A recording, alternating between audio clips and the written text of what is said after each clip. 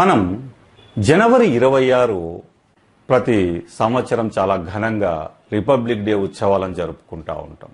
ఆ republic day ఉత్సవాలు జరిపేటప్పుడు మీరు ఉపన్యాసాలు ఇస్తూ ఉంటారు. ఆ ఉపన్యాసాల్లో విద్యార్థులకు సరదాగా చెప్పడం కోసం ఒక చిన్న కథ మీకు చెప్తాను. ఇది చాలా అద్భుతంగా మీకు ఆ ఉపన్యాసాల్లో మీరు విజయం సాధించడానికి ఉపయోగపడుతుంది. అసలు రాజ్యాంగం ఎందుకు, రాజ్యాంగం చేసే పనేమి? ఒక ఊర్లో ఒక పిల్లోడున్నాడు. వాడు రిపబ్లిక్ డే స్కూల్కు పోవడానికి పొద్దున్నే లేచి తయారు కావాలి. వాళ్ళమ్మ వానికి ఒక కొత్త ప్యాంటు షర్టు అంతకు ముందే కొనుక్కొని వచ్చింది రెడీమేడ్గా. రెడీమేడ్ బట్టలు ఎలా ఉంటాయి మీకు తెలుసు కదా. ప్యాంటు బాగా నడుము దగ్గర ఫిట్గా పడుతుంది, కానీ కిందికి వచ్చేసరికి బాగా లూజుగా ఉంటుంది, కిందికి వచ్చేస్తుంది. దాన్ని అంతా మడతలు పెట్టుకొని మనం వేసుకోవాల్సి ఉంటుంది. కొంతమందికి అవి ఇష్టం లేక కట్ చేయించుకుంటా ఉంటారు. ఈ పిల్లవాడు బాగా వేసుకొని చూద్దామని చెప్పి వేసుకున్నాడు. వేసుకుంటే కింద ఇంత పొడి వచ్చింది. దాంతో ఏం చెయ్యాలబ్బా అని చెప్పి అలా ఇలా చూశాడు. వాళ్ళ నాన్న ఏదో రాసుకుంటా ఉన్నాడు. వాళ్ళ నాన్న దగ్గర ఉన్నాడు. నాన్న ప్యాంటు చాలా కిందికి వచ్చింది, అంత కట్ చేసి కుట్టు నాన్న అన్నాడు. వాళ్ళ ఇంట్లో ఒక మంచి మిషన్ ఉంది, అందరికీ మిషన్ కుట్టడం వచ్చు. దాంతో వాళ్ళ నాన్నకు అడిగితే వాళ్ళ నాన్న ఆ పని చేసుకుంటూ రే చాలా అర్జెంటు ఫైల్ రా, ఇది రాయాలా, నాకు ఇప్పుడు టైం లేదు, మళ్ళా కుడతా పో అన్నాడు. దాంతో ఆ పిల్లోడు సరే ఏం చేయాలబ్బా అని చెప్పి అట్లా ఇట్లా తిరుగుతూ ఉంటే వాళ్ళమ్మ వంటింట్లో కనపడింది. వాళ్ళ అమ్మ దగ్గర విన్నాడు. అమ్మ ప్యాంటు చాలా కిందికుందమ్మా, కొంచెం అంత కట్ చేసి కుట్టమ్మా అన్నాడు. వాళ్ళమ్మ వంట చేస్తూ ఈరోజు రిపబ్లిక్ డే కదరా, మీరు పొద్దున్నే పోవాలా, మళ్ళా వచ్చేసరికి మధ్యాహ్నం 1, 2 అవుతుంది. కాబట్టి తొందరగా తినిపోతే మీకు ఆ శక్తి ఉంటుంది.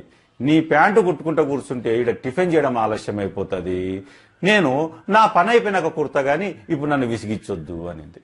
దాంతో వాడు ఏం చేస్తాడు పాపం, మన బయటికి వెళ్ళిపోయాడు. అలా తిరుగుతూ ఉంటే వాళ్ళ అక్క కనపడింది. అక్క దగ్గర పోయి అక్క కొంచెం ప్యాంటు కుట్టే, ఇంత పొడుగైంది, దాన్ని కట్ చేసి కుట్టు అన్నాడు. వాళ్ళ అక్క చేతిలో ముగ్గు గిన్నె ఉంది. ఒరే తమ్ముడు, ఈరోజు రిపబ్లిక్ డే కదరా, ఇంటి ముందు బాగా ముగ్గేసి బయట గణతంత్ర దినోత్సవ శుభాకాంక్షలు అని చెప్పి రంగులతో రాయాలరా, నాకు చాలా బిజీగా ఉన్నాను, తర్వాత కుడతాలే ముగ్గేసినాక, ఇప్పుడు కాదు అని చెప్పి వెళ్ళిపోయింది. ఇక వానికి ఏం చేయాలని అర్థం కాలే. సరే టైం చూసుకున్నాడు, ఇంకా 1 గంట ఉంది. పొద్దున్నే లేచినాడు, రిపబ్లిక్ డే కదా అని చెప్పి 6 లేచేసినాడు. సరే అని చెప్పి వాడు స్నానం చేయడానికి పోయినాడు. అలా స్నానం చేస్తూ ఉంటే వాళ్ళ నాన్న బయటికి వచ్చినాడు. పని అయిపోయింది, ఫైల్ పక్కన పెట్టుకొని వస్తూ ఉంటే కొడుకు గుర్తుకొచ్చాడు. కొడుకు గుర్తుకొచ్చి అరెరే పాపం వారి ప్యాంటు బాగా కిందికి అయింది కదా అని చెప్పి అంత కరెక్ట్గా దాన్ని కొలత తీసుకొని ఆడికి 2 కట్ చేసి నీట్గా కుట్టేసి మడత పెట్టి వేసి బయటికి వెళ్ళిపోయాడు. వాళ్ళమ్మ టిఫిన్ చేయడం పూర్తయిన తర్వాత వాళ్ళ అమ్మ గుర్తుకొచ్చింది. అరే ఈ రోజే కదా రిపబ్లిక్ డే, నా కొడుకు కొత్త ప్యాంట్ వేసుకొని పోవాలి కదా, ఇంత పొడుగు ఎక్కువైందంట, ఆగాగని చెప్పి వచ్చి దాన్ని కట్ చేసి నీట్గా కుట్టి పెట్టేసి వెళ్ళిపోయింది. అక్క బయట ముగ్గేయడం పూర్తయిపోయిన తర్వాత రంగులు గింగులేసి లోపలికి వచ్చింది. వచ్చినాక ఆమెకు ఎంతో ఇష్టమైన తమ్ముడు అడిగిన మాట గుర్తుకొచ్చింది.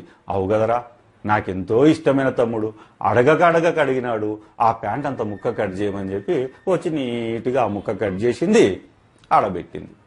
వీడు స్నానం చేసి నీట్గా ఎగురుకుంటా దుంకుకుంటా వచ్చి ప్యాంటు వేసుకున్నాడు. వేసుకుంటే ఆ ప్యాంటు కాస్త ఏమైపోయింది, నిక్కర్ అయిపోయింది. ఇది కథ. ఇక్కడ మీరు బాగా గమనించండి. ఈ కథ అంతా విన్నాక ఇక్కడ ఎవరైనా చెడ్డవాళ్ళు ఉన్నారా? తండ్రి తన కొడుకు కోసమే పనిచేశాడు. అమ్మ తన కొడుకు మీద ప్రేమతోనే పనిచేసింది. అక్క తమ్ముడంటే ఎంతో ఇష్టం కాబట్టి తమ్ముని కోసమే కష్టపడింది. అందరూ కష్టపడ్డారు, కానీ పని చెడిపోయింది. అందరూ మంచివాళ్లే, కానీ పని చెడిపోయింది. కాబట్టి ఇక్కడ ఏది మిస్ అయింది వాళ్ళ మధ్యలో? వాళ్ళందరి మధ్యలో మిస్ అయింది ఏమిటి అంటే సమన్వయం. దీన్నే కోఆర్డినేషన్, సమన్వయం అంటారు. అంటే ఏదైనా ఒక సంస్థ గాని ఒక పాఠశాల కానీ, ఒక గ్రామం కానీ, ఒక దేశం కానీ అభివృద్ధి చెందాలి అంటే అక్కడ ఉన్నటువంటి అన్ని శాఖల మధ్య ఒక అండర్స్టాండింగ్, ఒక సమన్వయం ఉండాలి. అలా సమన్వయంతో పనిచేసినప్పుడు మాత్రమే విజయం సాధ్యమవుతుంది, అభివృద్ధి సాధ్యమవుతుంది. అలా సమన్వయం లేనప్పుడు అందరూ మంచిగా చేస్తూ ఎవరిష్టపడి వాడు పనిచేస్తూ ఉంటే అసలైన పని చెడిపోతుంది. కాబట్టి రాజ్యాంగం చేసేది ఇదే. రకరకాల సంస్థలు ఉంటాయి. ఆ సంస్థలన్నీ ఏది ఎంతవరకు పనిచేయాలి, దేని బాధ్యతలేమి, దేని హక్కులేమి రాజ్యాంగంలో నిర్వచించబడతాయి.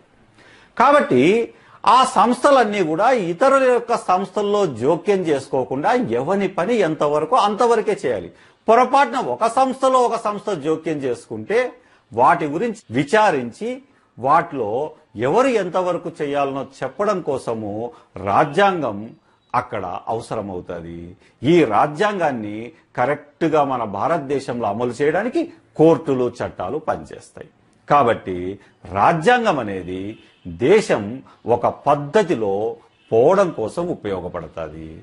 ఇది కథ. మిత్రులారా, మీకు నా కథలు గనక నచ్చితే యూట్యూబ్లో సబ్స్క్రైబ్ చేయండి. Thank you.